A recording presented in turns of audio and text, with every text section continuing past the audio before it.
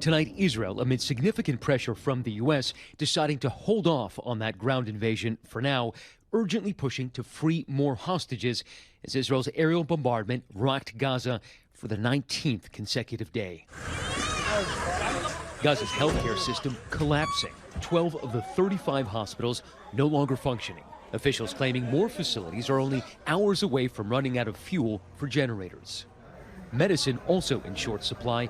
Reports of surgeries being performed with no anesthesia.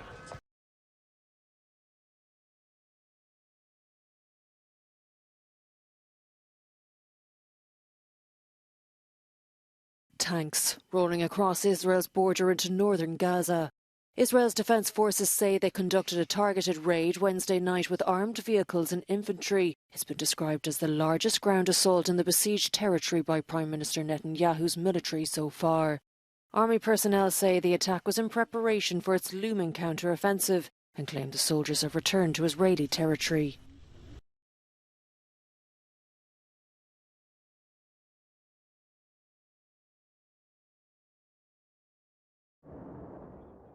Russia preparing for nuclear war. Moscow fired several ballistic missiles on Wednesday in response to what it is calling an eventual external attack. Since its full-scale assault on Ukraine began, Russia has wielded the atomic threat several times. The drills took place hours after the upper house of Parliament voted to rescind the ratification of the nuclear test ban treaty after it was approved by the Duma last week. The exercises, conducted some 800 kilometres north of the capital, were closely monitored by President Vladimir Putin.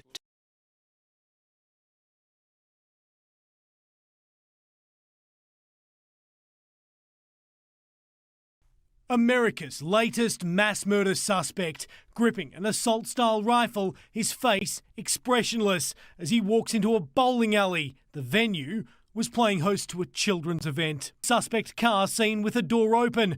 The shooting happened in Maine, northeastern US, the town of Lewiston, home to 37,000 people at 6:56 in the evening. The crime scenes, that bowling alley and a bar, as police looked for this man, 40-year-old Robert Card, an Army Reserve member, firearms instructor who recently lost his job and spent 2 weeks in a mental health facility hearing voices. He was only recently released.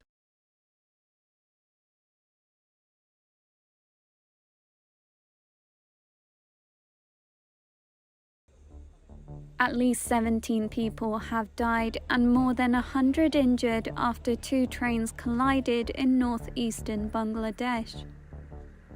The crash occurred when a passenger train smashed into a cargo train in the city of Behrab at 3:30 p.m. local time.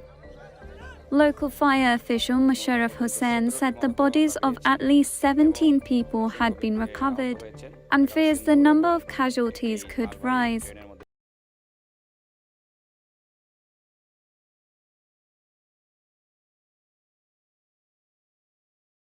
Now, the German cabinet has introduced a new draft bill of measures aimed at making it easier for authorities to repatriate certain irregular migrants. The draft seeks to make it easier and faster to deport people who are still in the country despite not having the legal right to stay, for example, because their asylum request was rejected.